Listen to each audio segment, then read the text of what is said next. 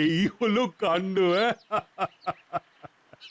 বেশ বেশ, তোমার মুখে আমি সব শুনলাম, আর শুনে যা বুঝলাম তাতে আজকে গোপাল একাই ঘুরুক। মনে হচ্ছে ও আর সেরকম কাউকে খুঁজেই পাবে না। দেখা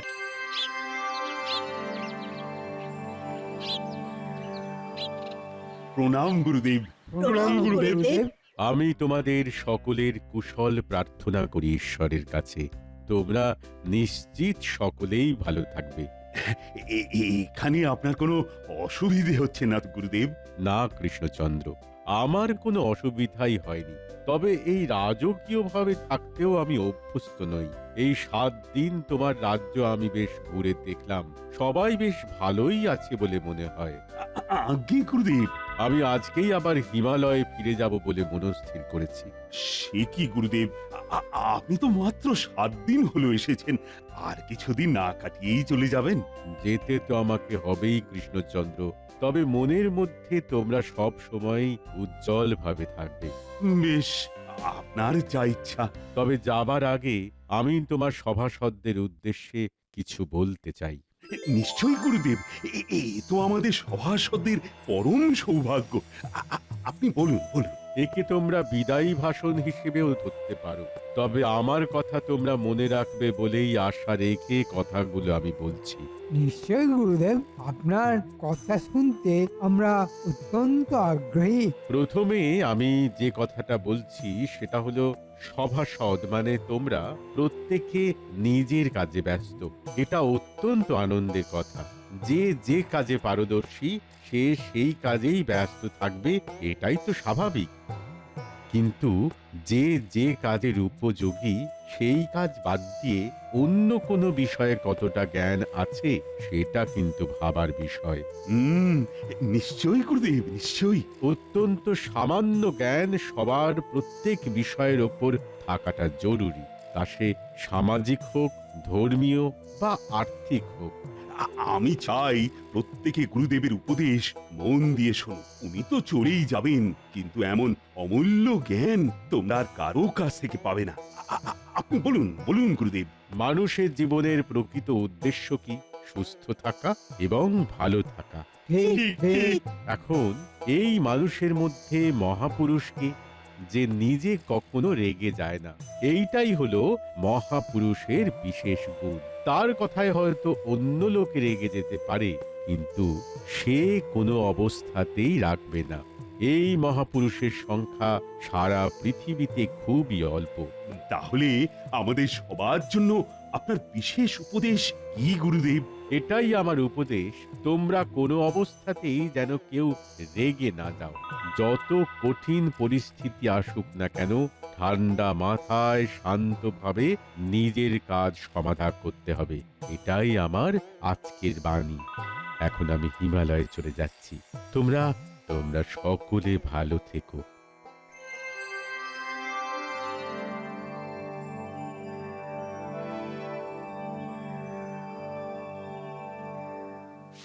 গুরুদেবের বাণী আমি আজীবন মনে রাখবো মহারাজ। সে তো নিশ্চয়ই নিশ্চয়ই, সবারই মনে রাখাটা দরকার। কোনো অবস্থাতেই রেগে যাওয়া চলবে না।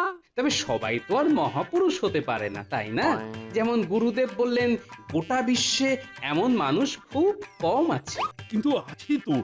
গুরুদেব যখন এখানে এই কথা বললেন, তখন আমি ধরে নিচ্ছি উনি আমাদের সভাসদদের মধ্যে সেরকম একটা সম্ভাবনা দেখেছেন।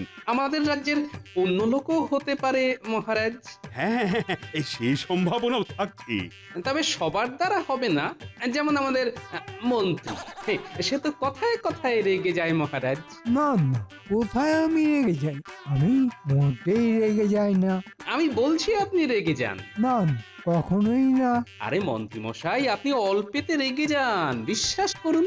একদম বাজে কথা বলবে না বলছি গোপাল। বলছি আমি রাগি না, তাও উল্টো পাল্টো বকে যাচ্ছ। এই তো রেগে গেলেন মন্ত্রী মশাই। না মানে এ রাগ তো হতেই পারে। বেশ বেশ, এ, যাই হোক গোপাল, তুমি কি আমাকে এরকম একজন মহাপুরুষ খুঁজে এনে দিতে পারবে? তাকে যে আমার খুব দরকার। আমার নিজের রাজ্যের মধ্যেই এরকম মহাপুরুষ নিশ্চয়ই আছেন। নিশ্চয়ই মহারাজ, আমি এরকম মহাপুরুষেরই সন্ধান শুরু করব। মহারাজ, এই কাজ আমি নিমেষেই করতে পারি। মন্ত্রী, তুমি যদি চাও তুমিও এরকম লোককে খুঁজতে পারো। মহারাজ, আমার খুব বেশি সময় লাগবে না। মহারাজ, মনে হচ্ছে মন্ত্রী মশাই এই লোক খুঁজে দেবার ব্যাপারে একটি প্রতিযোগিতা করতে চাইছে আমার সাথে। আমার অবশ্য তাতে বিন্দুমাত্র আপত্তি নেই। তা বেশ বেশ বেশ, হোক তাহলে প্রতিযোগিতা। সুস্থ প্রতিযোগিতায় আমার কোনো আপত্তি নেই। তাহলে প্রতিযোগিতার তো একটা নিয়মাবলী হওয়া প্রয়োজন মহারাজ। পণ্ডিত, তুমি নিয়মটা করে দাও তো। প্রতিযোগিতা হোক 3 দিনের। বেশ, বেশ, এর মধ্যে মন্ত্রী মশাই আর গোপাল যাকে যাকে এনে হাজির করবে তাদের মধ্যে আবার লড়িয়ে দেওয়া হবে। তখন যদি সেই দুজনের কেউ রেগে যায় তো সে বার। বাহ বাহ বাহ, এ তো খুব ভালো নিয়ম। আমার এটি মনোপুত হয়েছে। আশা করছি গোপাল আর মন্ত্রীর এতে কোনো আপত্তি নেই। না মহারাজ, আমার কোনো আপত্তি নেই। অসুবিধা নেই মহারাজ। বেশ বেশ বেশ, তবে প্রতিযোগিতা পুরস্কার বিনা হয় না। যেরকম মহাপুরুষকে নিয়ে আসতে পারে সে পাবে 100 মোহর। সাধু সাধু। আমার একজন রাজকর্মচারী তোমার সাথে থাকলে আপত্তি নেই তো গোপাল? না মহারাজ, আপনি যেটা ভালো বুঝবেন সেটাই হবে। বেশ বেশ বেশ বেশ।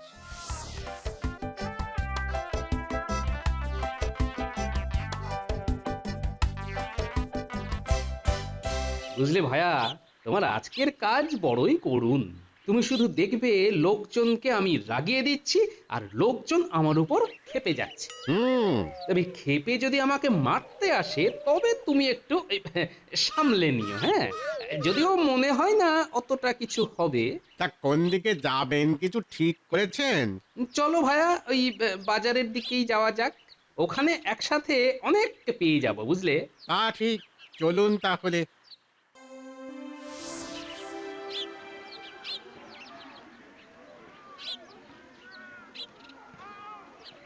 ডিম দিয়েই শুরু করা যাক। বলুন কত ডিম নেবেন? এক ডিম আজকে সস্তায় আছে, 1 ডজন ডিম নিয়ে যান। বাহ বাহ বলুন বলুন, বাহ বাহ, কি বাবা করছেন বলুন তো? ভালোই ডিম পেরেছো দেখছি। এ আবার কেমন কথা? ডিম কি মানুষে পারে নাকি? বলো তো, ডিম আগে না মুরগি আগে? আমি তোমাকে মুরগির জন্য দাম দেব না ডিমের জন্য? এই তো আচ্ছা পাগল, সকাল সকাল সময় নষ্ট করছেন কেন? ডিম না নিলে আসতে পারেন। যত সব। তা এই ডিমে কে তা দেয় শুনি? তুমি না তোমার গিন্নি? এই পালাও হে। বাবা রে, তখন থেকে উল্টো পাল্টা বাজে কথা বললে মাথা খারাপ হচ্ছে। গেল গেল আমার ডিম গেল, সব নাশ করে দিল।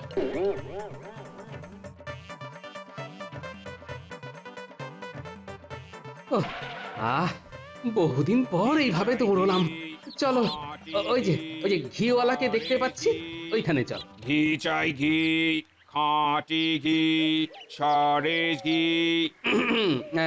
ঘি আছে দেখছি। একদম খাঁটি ঘি, সরেস ঘি, দারুণ সুগন্ধি। তা তোমার ঝাঁকা নামাও দেখি, কেমন সরেস খাঁটি ঘি দেখি। এই দেখুন, সব ঘি এক রকমের? সবই এক মানের ঘি, একদম। না, তুমি ঠিক বলছো না গো। আমি ঠিক কথাই বলছি, সব এক মানের খাঁটি ঘি। কি করে বিশ্বাস করি বলো? কেন, ঘিয়ের রং দেখে বুঝতে পারছো না? সুগন্ধ কি পাচ্ছ না? আমি রঙও দেখছি আর গন্ধও পাচ্ছি। তাহলে আর কি, নেবে কিনা বলো? তুমি আমার একটা প্রশ্নের উত্তর দাও, তাহলেই আমি ভাববো যে তোমার এই ঘি আমি বাড়িতে ভাতের সাথে খেতে পারবো কিনা। একটা প্রশ্ন, আজব ব্যাপার গো, এরকম কথা তো কোনোদিন শুনিনি। বলো। প্রশ্ন হলো, তোমার এই ঘি সোজা আঙ্গুলে ওঠে নাকি আঙ্গুল বাঁকাতে হয়? অত ভাগা বুড়ো, আমার সাথে ঠাট্টা হচ্ছে। টাক মাথায় গাঁটটা দিয়ে ঠিক করে দেবো। ভাগো ভাগো এখান থেকে। এই দেখো, তুমি তো অল্পতেই রেগে গেলে গো। চলো হে, অন্য কোথাও যাই।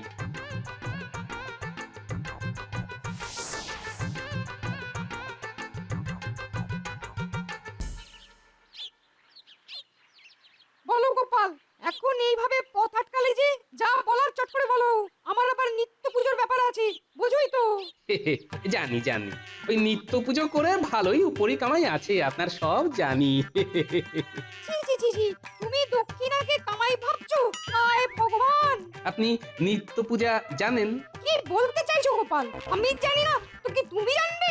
ছোটবেলা থেকে বাবার হাত ধরে নিত্য পূজায় অংশগ্রহণ করতাম। ছাড়ো সেসব কথা। হ্যাঁ, ছোটবেলার কথা তো, তাই মনে হয় ভুলে গেছেন। আপনি ওই শ্যামাপদ আর তুলসীর বিয়েতে শ্রাদ্ধের মন্ত্র বলেছিলেন না? কি? হ্যাঁ হ্যাঁ, ঠিকই বলছি।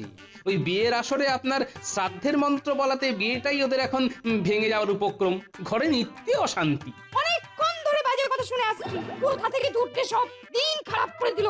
নেহাত পুজো করতে যাচ্ছিলাম, না হলে মার দিতাম। আপনি শুধু শুধু রেগে যাচ্ছেন পুরোহিত মশাই।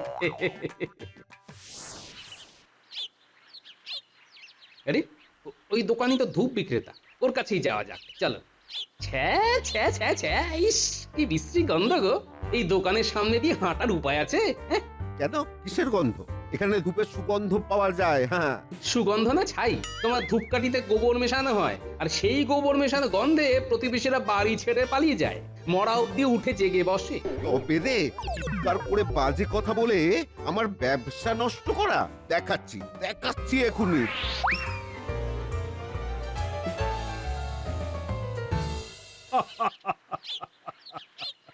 এই হলো কাণ্ড।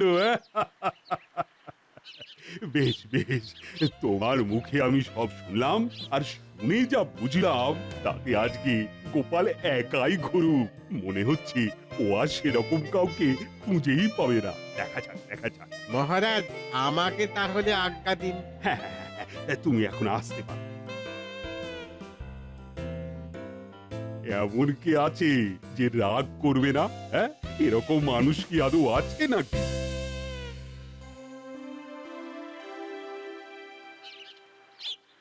গিন্নি, আমি চলাম। বলি কই চললে? কোথায় আবার যাই? রাজসভায়। বটে, তা তুমি নাকি পথে পথে ঘুরে বেড়াচ্ছ, লোকজন তোমাকে তাড়া করছে, তুমি নাকি মার খেতে, হ্যাঁ? বলি সব হচ্ছেটা কি? কে বলেছে? হ্যাঁ, মানে কে দেখেছে? পুটির মা দেখেছে। দূর, কি দেখতে, কি দেখেছে? বটে বটে, বলি কিছু একটা হয়েছে, তুমি বলছো না? আমি আসলে বুঝলে একজনকে খুঁজে বেড়াচ্ছি। খুঁজে বেড়াচ্ছ? ও তুমি বুঝবে না গিন্নি, তুমি বুঝবে না। বাবা, জোর বাঁচা বেঁচে গেছি। আরো প্রশ্ন করতে থাকলে বিপদ ছিল। গো, ওগুলো কি তাল? হ্যাঁ, তালগুলো দেখে ঠিক তালি দিতে ইচ্ছে করছে না গো। কিরকম শুকনো গোমরা মুখে রয়েছে, অনেকটা ঠিক ওই তোমার মুখের মতোই, বুঝলে? তাল নয়, সব বেতাল। কি বলছেন কি? আচ্ছা, তোমার এই তাল কি ঢিপ করে পড়ে না পড়ে গিয়ে ঢিপ করে? না, আমার গুলতিটা টিপ করলে পরে, আর বেশি কথা বললে না তাল ছুঁড়ে মারবো। কেন যে রেগে যাও? কত ভালো করে কথা বললাম গো। ওহো, সে ছিল তালওয়ালা আর এ হলো তিলওয়ালা। তাল কত করে ভাই? তাল কোথায় দেখছো কাকু? এত তিল। না, সে তো বুঝলাম, আমি তালই বলবো। কেন কাকু? কারণ তোরা সবসময় ওই তিলকে তাল বানাস। সামান্য দামের জিনিস মাগনায় দিবি, তা করবি না, বড় করে দাম হাঁকাবি। মানে তিলকে তাল বানাস, তাই আমি তালই বলি। এসব বাজে বাবা অন্য কোথাও করো কাকু, আমার সময় নষ্ট করো না। যাও তো যাও, যাও এখান থেকে যাও। ও, এইটুকু ছোকরা রাগ দেখো, মটমট করছে একেবারে।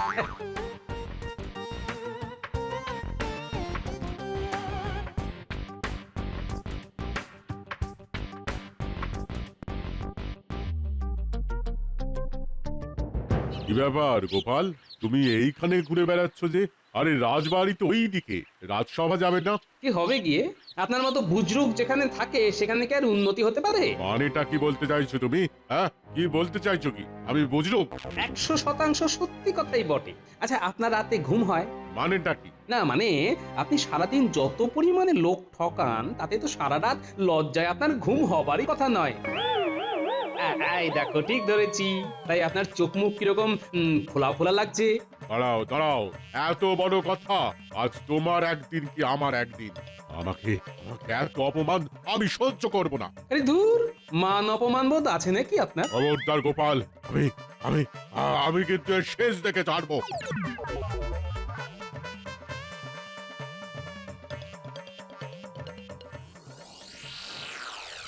এখন মহারাজ আমি এই দুদিনে একজনকেও খুঁজে পেলাম না যে না রেগে থাকতে পারে।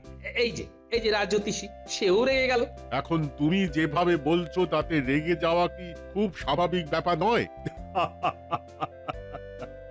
বুঝেছি বুঝেছি। অর্থাৎ আমি এখনো সেই মহাপুরুষের দর্শন পাইনি মহারাজ।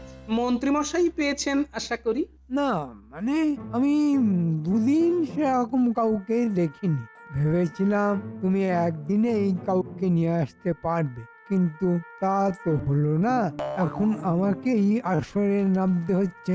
মহারাজ, আমি আশা করি কালকে একজনের সন্ধান দিতে পারবো। বেশ বেশ, তুমি কাল জানিও সেই মহাপুরুষের কথা। আর তোমাদের প্রতিযোগিতার কালই কিন্তু শেষ দিন। নিশ্চয় মহারাজ।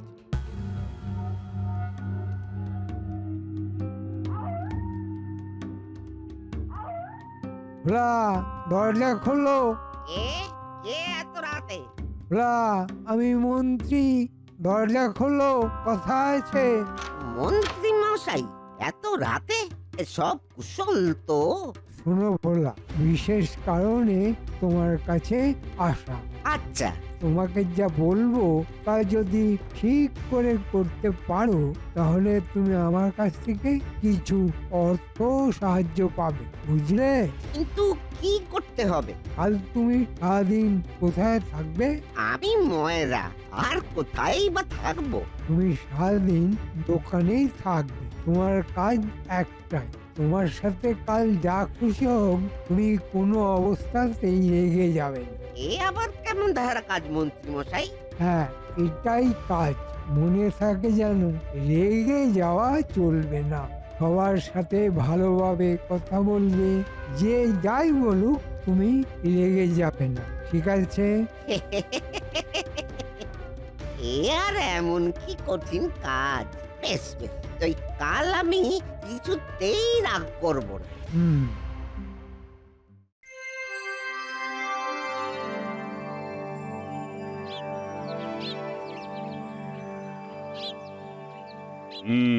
তাহলে কি হলো গোপাল? আজ তো তৃতীয় দিন। মহারাজ, যার সাথে এদিক ওদিক কথা বলি না কেন সেই রেগে যাচ্ছে। কি করি বলুন তো মহারাজ? এই আসবার পথে এক ভীষণ চিমড়ে বুড়ো দেখি হর্তুকি বিক্রি করছে। তাকে বললাম, আপনি হর্তুকি বিক্রি করতে করতে নিজেই আস্ত হর্তুকি হয়ে গেছেন। সঙ্গে সঙ্গে সেই বুড়ো লাঠি হাতে প্রায় তেড়ে আসে মহারাজ। গোপাল আর পারবে না মহারাজ, আমি খুঁজে পেয়েছি। গোপাল শান্ত, ভদ্র, ভোলাময়ের, সাত চরে রা নেই, কোনোদিন রেগে যায় না। এই হলেন মহাপুরুষ। আমি তাকে খুঁজে বার করেছি। তাই নাকি মন্ত্রী? এ তো চমৎকার। আমি মানি না মহারাজ। কি মানুন না? আমি এই ভোলা ময়রাকেও রাগিয়ে দিতে পারি মহারাজ। চেষ্টা করলেও পারবে না। বেশ, আমি এখনই যাচ্ছি। আমাকেও তাহলে গিয়ে দেখতে হয়, চলো। মহারাজ, রাজবেশে গেলে আপনাকে যদি ভোলা ময়রা চিনতে পারে তাহলে কিন্তু সে সতর্ক হয়ে যাবে। না না না, আমি ছদ্মবেশেই যাব।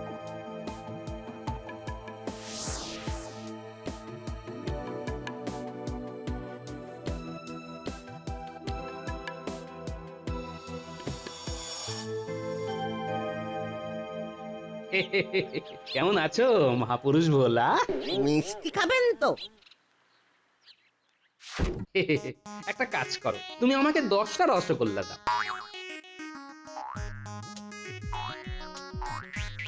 এবার 10টা পান্তুয়া দাও। এবার তুমি একটা কাজ করো, 10টা সন্দেশ দাও। এবার এক কাজ করো, এই 3 রকম মিষ্টি তুমি একসাথে মেখে ফেলো। ও,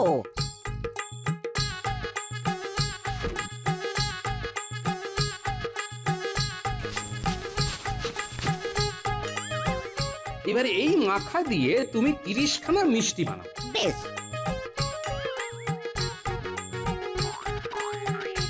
বাহ, আচ্ছা, এবার এই 30টার মধ্যে তুমি আমাকে 10টা দাও, বাকি 20টা তুমি খেয়ে নাও।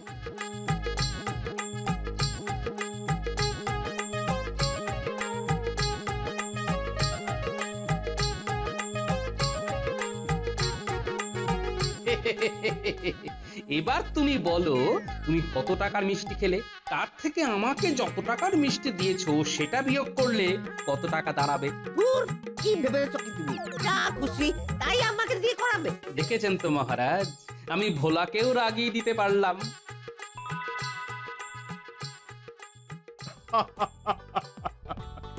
সবাই রেগে যাচ্ছে, শুধু একজন একেবারেই রাগছে না, আর সে হলো আমাদের গোপাল। আমি লক্ষ্য করে দেখেছি যে গোপালের কোনো রাগ নেই। সে অন্যকে রাগাচ্ছে কিন্তু নিজে একেবারেই রাগছে না। তাই গোপালই হলো সেই মহাপুরুষ। না না না না, আমার আর অন্য কোথাও খোঁজবার দরকার নেই। গোপালই পুরস্কার পাচ্ছে। সাধু সাধু। সে কি করে হয় মহারাজ? গোপালের রাগ নেই? আমি তো এক্ষুনি গোপালকে রাগিয়ে দিতে পারি। তাই নাকি? তোমার সাথে কথা বলা বৃথা। তুমি হচ্ছ টেকো গোপাল। মন্ত্রী মশাই, এ তো আমার পরম সৌভাগ্য। কষ্ট করে চুলের যত্ন নিতে হয় না। তোমার কত বড় ভুঁড়ি, আমার তাই দেখে হাসি পায়। সেও তো খুব ভালো কথা মন্ত্রী মশাই।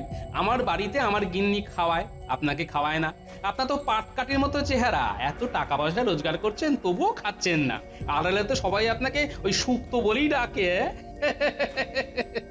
আমার তাই দেখে হাসি পায়। আমি খাবো আর ভালো থাকবো। আপনার মনে অনেক দুঃখ, সেই জন্য শুকিয়ে একেবারে কাঠ হয়ে গেছেন মন্ত্রী মশাই। কি কি উল্টো পাল্টা বলছো? আমার মনে দুঃখ? আমি শুকিয়ে কাঠ হয়ে গেছি? এত বড় আস্পর্ধা তোমার? মন্ত্রী, এবার বুঝতে পারলে তো যে কোনো কিছুতেই তুমি গোপালকে আগাতে পারলে না, উল্টে তুমি নিজেই রেগে আগুন হয়ে গেলে। গোপাল, গোপাল, এদিকে এসো, এদিকে এসো। আজ্ঞে মহারাজ। এই যে তোমার পুরস্কার, 100 মোহর। আমি ধন্য হলাম মহারাজ। বলো, সবাই বলো, গোপালের জয়, জয় গোপালের জয়, জয় গোপালের জয়।